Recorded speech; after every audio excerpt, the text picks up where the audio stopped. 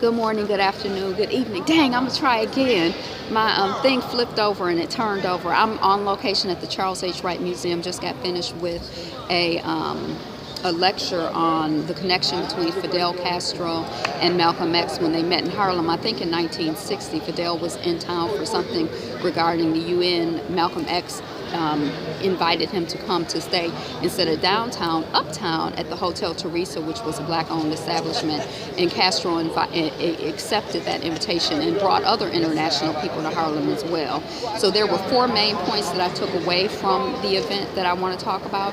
And hopefully, I'm going to have to blog and get to some of the other things. Health, education, good attitude, resilience, and helping others, the oneness of the struggle and support. Is he out there? Not yet, but he Okay. is leaving the car for a while. Okay, so health is really important.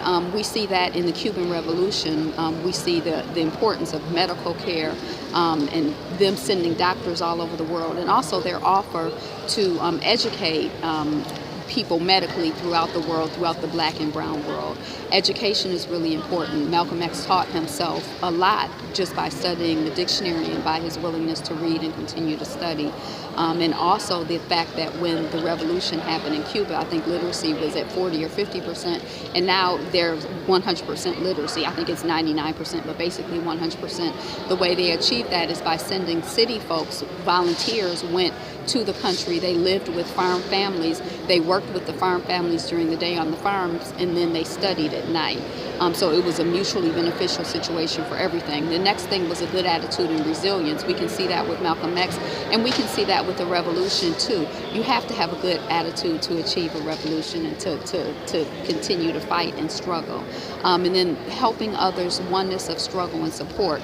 I'm putting that all together, but the fact that, I use this language of rich white men with property and power. And some people use the language of the 1%, but I have this idea, and there's this sense that there is a small group of people who benefit from the way that things are, and that those of us who are not part of that small group, we're not benefiting from it. It's not to our advantage to participate in this system. So all of those of us who are not a part of benefiting from that this system as it's set up throughout the world we are connected, and we should be connected in building a system that is humane and supports all of humanity. So our struggle is united. Our struggle is one. The other thing is that, of course, sugar came up because we know Cuba being an island, domino was big on that island. The roads that were functioning were primarily built by and for domino, and they were, extracting wealth from that country as they do throughout the world. And then the other thing that came up is that when these people are offering medical education to people throughout the world, and when these Cuban doctors are going throughout the world and providing service to people, some women and people who have never experienced doctors, they have gotten their medical education and they're offering scholarships to people without debt.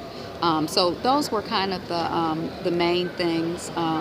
And I don't know how much further I'll be able to get with my notes. But again, I am going to blog Be Fabulous You on WordPress.com, one word, all spelled out. So let me just go to the top of my notes. My ride is on the way, so I'm trying to multitask, y'all. Multitask. So the introductory speaker was Dr. Charles Simmons. He worked at Marygrove, and I understand that he went to the Columbia University School of Journalism.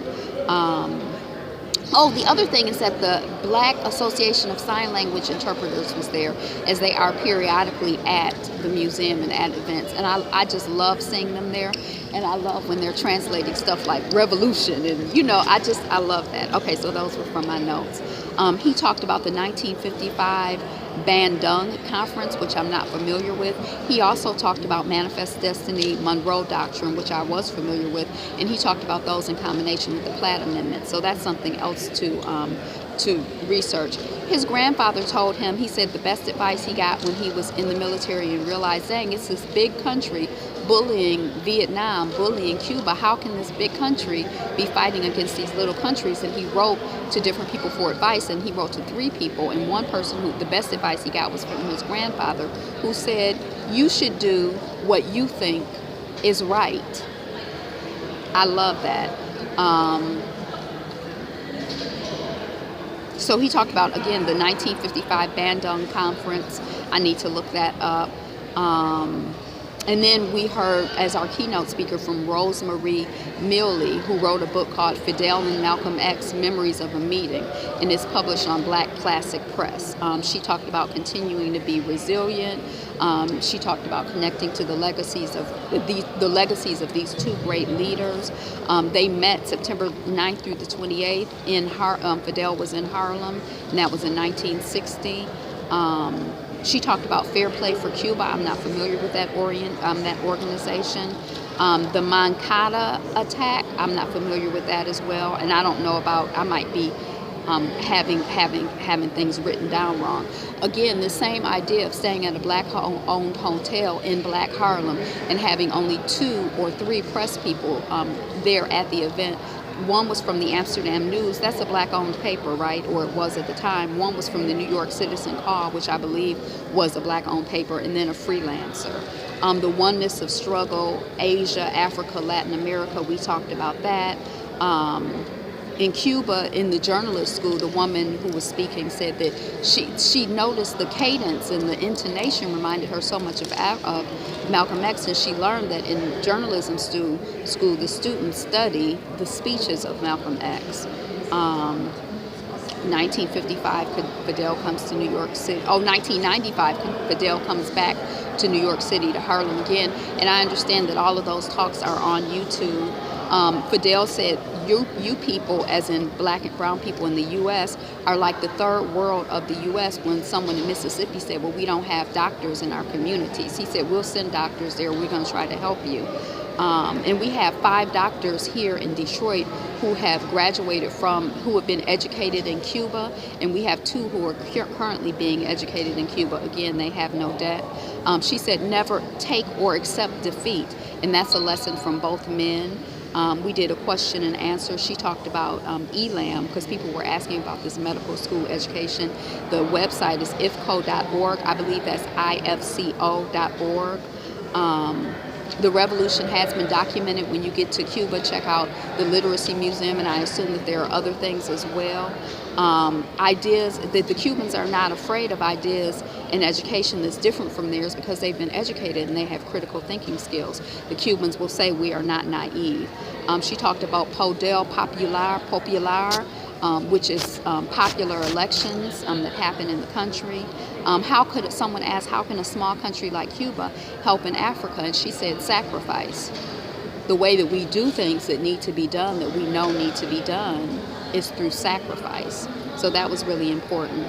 She said no one but Cuba has come to the aid of Africa, and that South Africa had the support of the United States and other Europeans, and that Cuba made the sacrifice of not being protected itself to help to come into Africa at various times and support movements for liberation, movements for freedom, movements that were anti-colonial. So again, we talked about health. She talked about Operation Carlotta being an African woman. I'm not familiar with that. But again, the themes, the takeaways were the importance of health. Take care of yourself. Stay away from the sugar. Drink plenty of water. She ain't say that. That's what I'm saying. Eat whole foods. Try to stay away from mess and confusion. We talked about the importance of education. Continue to study. Continue to read. Share. We need to be reading and studying and talking about how to continue to build our critical thinking skills as a community. Have a good attitude and resilience. We need to just continue to work on, staying focused on the good and the God, and that it's all good and it's all God, and we are winning. We are winning. Good is winning out. And then helping others in the oneness of struggle and support. That, we're all in this together and we have to connect to and support one another. So that's what I got. This is Angela. The channel is Be Fabulous You. Again, I'm live at the Charles H. Wright Museum. I love my little Samsung because when I did my sound test, it sounded so good. And I'm like in the middle of nowhere. There's no control for this environment, unlike when I'm in a car. And it is such a beautiful spot. I just really wish that you could be here with me. Oh, the other thing I want to say is that most of the events at the museum, or many of the liberation film struggles and the very progressive things, are live streamed. this, I understand, is live stream. When Maxine Waters was here the other day, I believe it was live stream. So I'm going to, Charles H. Wright Museum of African American History in Detroit. I'm sure you can find the link to the live stream on their website. And I'm going to look to link that as well on my blog and or underneath this. It might take me a minute to get all the, all of the links up, but that's what I got for you, Fabulites. Be you, be fabulous, you. Peace.